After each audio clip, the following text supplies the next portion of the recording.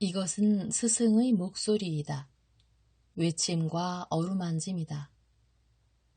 이 목소리가 회개하기를 원치 않는 사람들에게 말할 때에는 외침이 되고, 비록 불완전하더라도 하느님과 그분의 말씀을 찾아내려는 착한 뜻을, 하느님과 그분의 말씀을 찾아낸 다음에는 자기를 거룩하게 하려는 착한 뜻을 가진 사람들에게 말할 때에는 어루만짐이 된다.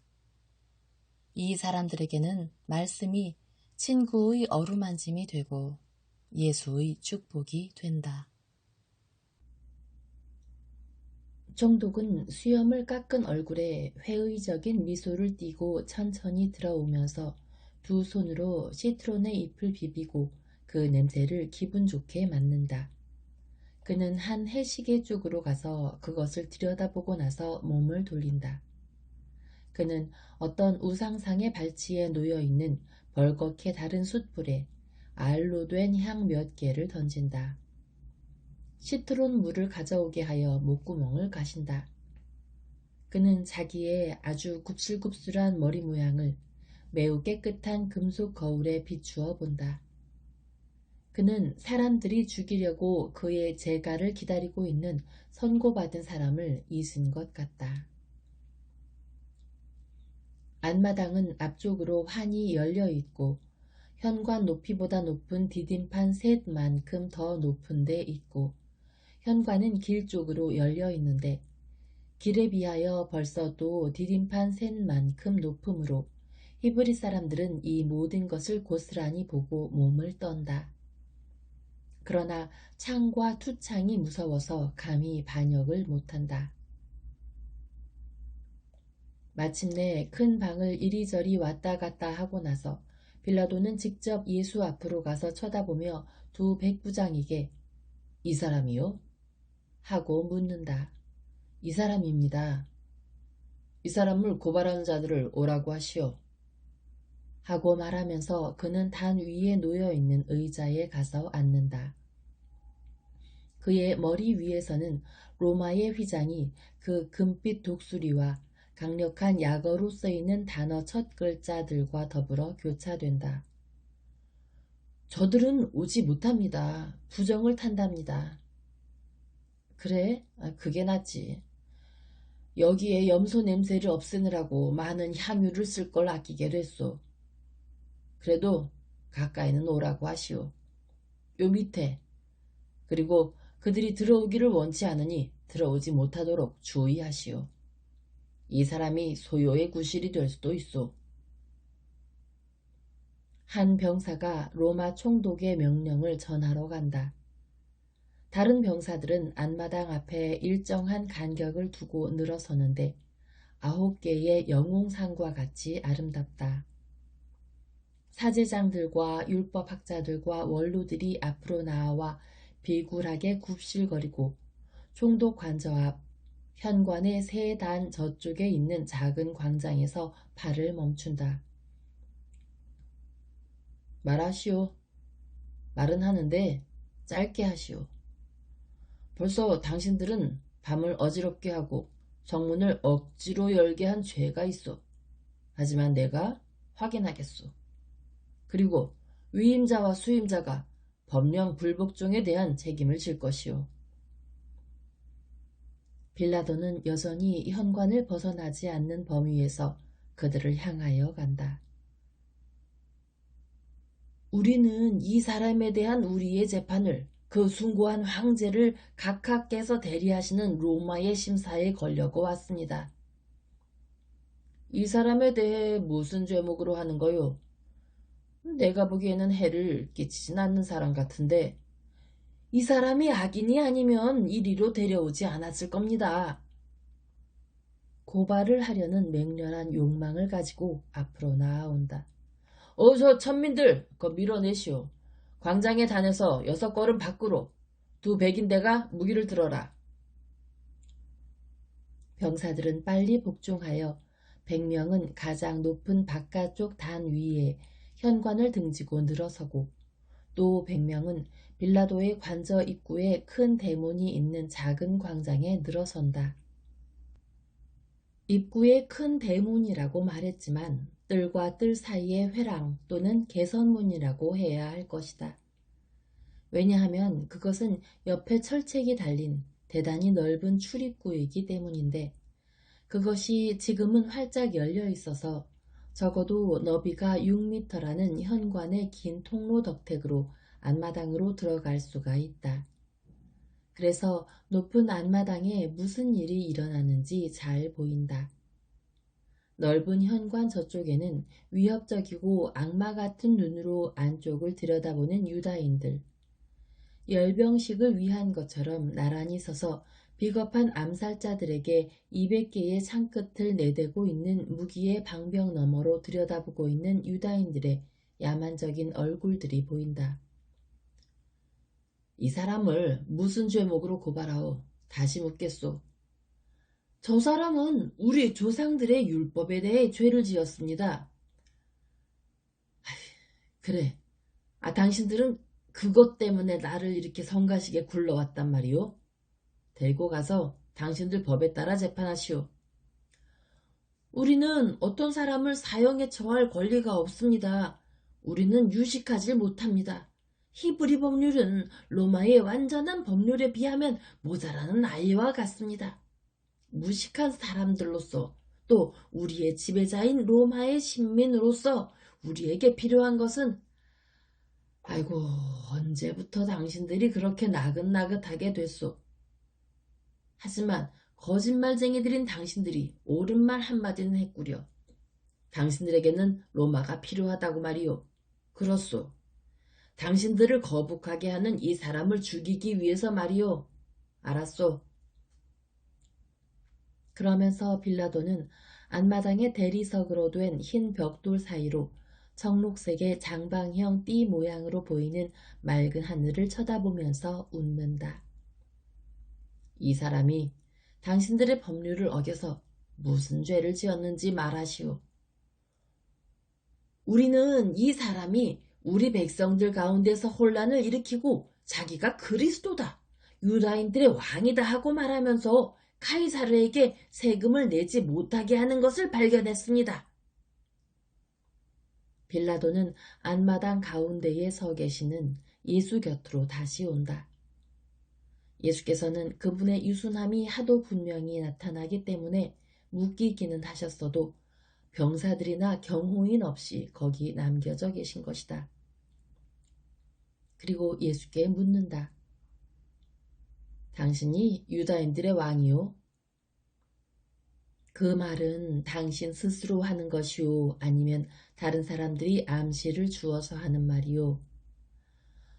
아니, 당신의 나라가 나와 무슨 상관이 있단 말이오? 아니, 내가 무슨 유다인이라도 되오? 당신 백성들과 원로들이 나더러 재판을 하라고 당신을 넘겨준 거라고. 무슨 일을 했소? 나는 당신이 성실하다는 건 아오. 그러니 말하시오. 당신이 통치하기를 원한다는 게 사실이오? 내 왕국은 이 세상 것이 아니오.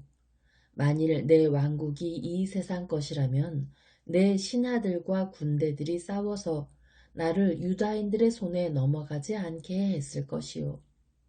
그러나 내 왕국은 이 세상 것이 아니고 내가 권력을 바라지 않는다는 것은 당신도 알고 있소. 그건 맞는 말이지. 사람들에게 들어서 알고 있소. 하지만 당신이 왕이라는 건 부인하지 않는데? 당신이 바로 말하였소. 나는 왕이요. 나는 오직 진리를 증언하려고 났으며 그 때문에 세상에 왔소. 진리 편에 선 사람은 내 말을 귀담아 듣소. 그래서 그 진리라는 게 뭔데? 당신이 철학자요? 죽음 앞에서는 아무 소용도 없는 거라고. 소크라테스도 죽었거든. 그러나 그것이 그에게는 생명 앞에서 소용이 있었소. 잘 사는데 소용이 있었고 또 잘 죽는 데에도 소용이 있었소. 그리고 공민의 덕을 배반하지 않고 둘째 인생으로 들어가는 데에도 소용이 되었소. 참네. 빌라도는 예수를 한동안 감탄하며 쳐다본다. 그러다가 다시 회의적인 비꼬기를 시작한다. 그는 귀찮다는 몸짓을 한다. 예수께로 등을 돌리고 유다인들 쪽으로 돌아온다. 나는 저 사람에게서 아무런 죄목도 찾아내지 못했소. 군중은 그들의 희생물과 처형 광경을 놓칠까봐 공포에 사로잡혀 미쳐 날뛰며 외친다. 저자는 반역자요! 신을 모독한 자요! 저자는 방탕을 사주하는 자요! 모반을 부추기요! 저자는 가이사르에게 경의를 표하기를 거부하오! 저자는 예언자로 동하려고 하오! 마술을 하는 자요! 저자는 사탄이요! 저자는 가르치면서 갈릴레아에서 와서 온 유다에서 가르치고 그의 가르침으로 백성들을 선동하오! 죽이시오! 죽이시오! 저 사람이 갈릴레아 사람이요? 당신 갈릴레아 사람이요? 빌라도는 예수께로 돌아온다. 저 사람들이 당신을 어떤 죄목으로 고발하는지 들었소? 변명을 하시오. 그러나 예수께서는 말씀을 안 하신다. 빌라도는 곰곰이 생각하더니 결정을 내린다. 한 백인데 이 사람을 헤로데에게 데려가시오. 이 사람은 헤로데의 시민이니 헤로데더러 재판을 하게 하시오. 나는 그의 분봉왕으로서의 권리를 인정하고 그의 판결을 미리 승인하오. 그 말을 그에게 하시오. 가시오. 예수께서는 무례한처럼 병사 100명에게 에워싸여 다시 시내를 지나가시는데 시장 근처에서 벌써 한 번 만나셨던 가리옷의 유다를 또다시 만나신다. 전에는 천민들이 소란을 피우는데 진저리가 나서 그 말 하는 것을 잊었었다. 예수께서는 배반자에게 똑같은 연민의 눈길을 보내신다. 지금은 예수께 발길질과 몽둥이질을 하기가 더 어렵다. 그러나 돌과 옹물이 있다. 돌이 로마 병사들의 투구와 갑옷에 맞으면 소리만 나지만 당신의 겉옷을 겟세마니에 두셨기 때문에 속옷만 입고 나아가시는 예수께 맞을 때에는 흔적을 남긴다. 예수께서는 헤로데의 호화로운 궁궐에 들어가시면서 쿠자를 보신다. 구자는 예수를 쳐다보지 못하고 또 이런 상태에 계신 예수를 보지 않으려고 겉옷으로 머리를 가리면서 피한다. 예수께서는 이제 넓은 방에 헤로데 앞에 계시다. 그리고 예수 뒤에는 율법학자들과 바리사이파 사람들이 거짓 고발자의 자격으로 들어오는데 그들이 여기서는 마음 편하게 느껴진다. 백부장만이 병사 4명과 같이 분봉왕 앞에서 예수를 경호하고 있다. 헤로데는 자기 자리에서 내려와 예수의 주위를 빙빙 돌며 그분의 원수들의 고발을 듣는다. 그는 미소를 짓고 비웃는다. 그러다가 연민과 경의를 가장한다. 그러나 빈정거림이 그분을 어지럽게 하지 못한 것과 마찬가지로 연민과 경의도 박해받는 분을 어지럽게 하지는 못한다. 당신이 위대하다는 걸 나는 아오. 그리고 나는 구자가 당신 친구이고 마나인이 당신 제자인 것을 기뻐하였소. 나는 국사 때문에 그러나 당신에게 용서를 빌고자 하는 그러니까 크다고 말하고 싶은 소원을 요한의 눈이 그의 목소리가 나를 비난하고 항상 내 눈앞에 있소. 당신은 세상의 죄를 없애는 성인이요. 그리스도여, 내 죄를 사해 주시오. 예수께서는 말씀을 안 하신다. 나는 당신이 로마에 반항한다고 저들이 고발하는 걸 들었소. 그러나 당신은 아수르를 치라고 약속한 채찍이 아니요. 예수께서는 말씀을 안 하신다. 당신이 성전과 예루살렘의 종말을 예언한다고들 말하오. 하지만 성전은 전능하신 하느님께서 원하신 것인 만큼 종신과 같이 영원한 것이 아니요. 예수께서는 말씀이 없다. 이봐요, 당신 그거 미쳤소? 당신 그 능력을 잃은 거요? 사탄이 당신에게 말을 못하게 하오? 사탄이 당신을 버린 거요? 헤로데는 지금은 웃는다. 그러나 조금 후에는 명령을 내린다. 그러자 하인들이 다리 하나가 부러져서 애처롭게 지저대는 사냥개 한 마리와 머리에 물이 가득 들어있어 침을 흘리는 바보 같은 마부, 하인들의 놀림감인 팔싹동이 하나를 데려온다. 율법학자들과 사제들은 들것에 실려오는 개를 보고는 하느님께 대한 모독이라고 외치면서 달아난다. 헤로데는 위선적이며 냉소적으로 설명을 한다. 이 개는 헤로디아가 제일 사랑하는 개요. 로마에서 온 선물이요. 어제 다리가 부러져서 헤로디아가 울고 있거든. 이 개가 나으라고 명령을 하시오. 기적을 행하시오. 예수께서는 그를 엄하게 바라보시며 말씀을 안 하신다. 내가 당신의 기분을 상하게 한 거요? 그럼 그래도 이 사람은 짐승보다 별로 나은 건 없지만 그래도 사람이요. 아버지의 지혜인 당신이 이 사람에게 지능을 주시오. 당신이 그 아버지의 지혜라고 말한다면서 참네. 그러면서 모욕적으로 웃는다. 예수께서 더 엄한 시선을 보내시며 말씀을 안 하신다. 이 사람이 너무 금욕을 했고 지금은 모욕으로 인해서 멍청하게 됐나 보다. 여기 포도주를 가져오고 여자들을 데려와봐. 그리고 그를 풀어줘라. 예수의 결박을 풀었다. 그리고 많은 하인들이 포도주 항아리와 잔들을 가져오고 춤추는 여자들이 들어온다. 옷을 하나도 입지 않았다.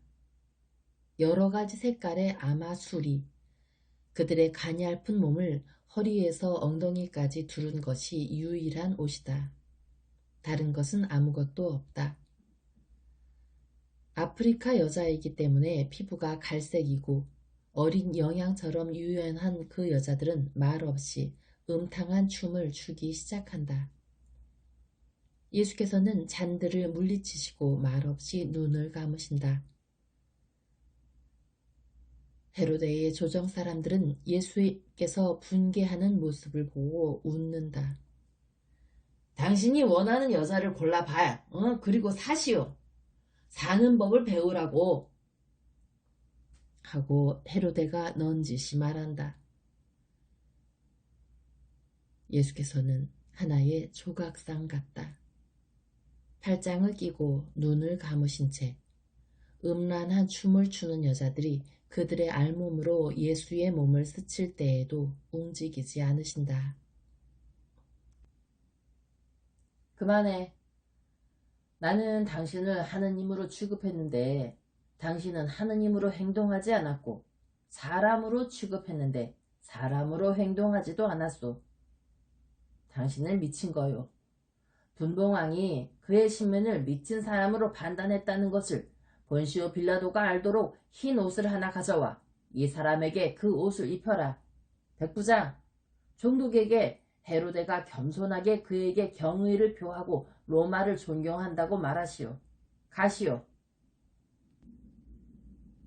예수께서는 다시 묶이시고 당신의 붉은 모직 옷 위에 무릎까지 오는 속옷을 입으시고 나오신다.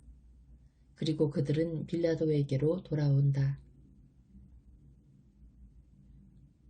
지금은 백인대가 총독 관저 앞에서 실증내지 않고 기다리는 군중을 어렵게 해친다. 시내의 다른 부분은 긴 것 같은데 이곳과 근처에 그렇게도 많은 군중이 있는 것을 보니 이상하다. 예수께서는 떼를 지어 있는 목동들을 보시는데 그들은 하나도 빠지지 않고 다 있다. 이삭, 요나타, 레비, 요셉, 엘리야, 마티야, 요한, 시므온, 베냐민과 다니엘.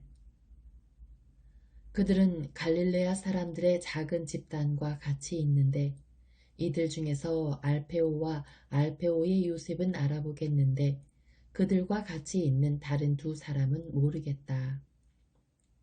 그러나 그들의 머리쓰개로 보아 유다인들인 것 같다.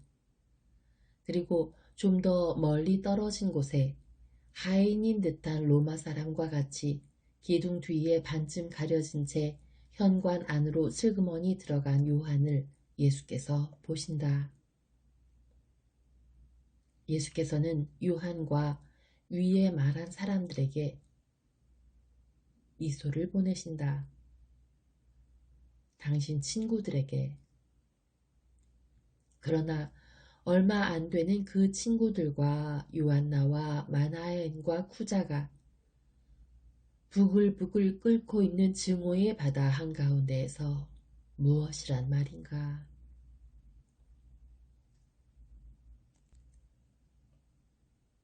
백부장이 본시오 빌라도에게 인사하고 보고를 한다. 또 이리로 온 거요? 참나 이 저주받은 족속들이. 전민들 앞으로 나오라 그러고 비고를 일로 데려오시오. 귀찮게 진짜. 그는 여전히 현관 가운데 머물러 있는 채 군중을 향하여 간다. 히브리 사람들 들으시오. 당신들은 이 사람을 복동을 선동하는 자라고 내게 데려왔소. 그래서 당신들 앞에서 이 사람을 조사했지만 그에게서 당신들이 고발하는 죄목을 하나도 발견하지 못했소. 헤로데도 나와 마찬가지로 아무 죄목도 발견하지 못했소. 그래서 이 사람을 우리에게 돌려보냈소. 이 사람은 죽어 마땅한 사람이 아니요. 로마가 언명하였소. 그러나 당신들의 재미를 뺏어서 당신들의 기분을 상하지 않도록 당신들에게 바라바를 내주겠소. 그리고 이 사람은 매질 40번을 시키겠소. 이것으로 충분하오. 아니요, 안 돼요. 바라바는 안 돼요. 바라바 말고 예수를 죽이시오. 소름 끼치게 죽이시오. 바라바를 살려주고 나자렛 사람에게 사형 선고를 내리시오. 내 말을 들으시오. 매질을 시키겠다고 했는데 그걸로 부족하단 말이오. 그럼 채찍질을 시키겠소. 이건 잔인한 일이라고 알겠소? 채찍에 맞으면 죽을 수도 있소. 이 사람이 무슨 잘못을 저질렀단 말이오. 나는 이 사람에게서 아무 잘못도 찾아내지 못하겠으니 이 사람은 석방하겠소. 십자가에 못 박으시오. 십자가에 못 박으시오. 죽이시오. 당신은 죄인들을 두둔하는 거요. 이교도야, 당신도 사탄이요. 군중이 아래쪽으로 전진하니 병사들의 첫째 줄이 충돌로 인하여 밀려 어그러진다. 그들이 창을 쓸 수 없기 때문이다. 그러나 둘째 줄은 단을 하나 내려와서 창을 휘둘러 동료 병사들을 구해낸다. 이 사람에게 채찍질을 시키시오. 하고 빌라도가 한 백부장에게 명한다. 몇 대 합니까? 당신 생각대로 하시오. 중요한 건 이걸로 끝내는 거요. 나는 귀찮단 말이오. 자, 시작하시오.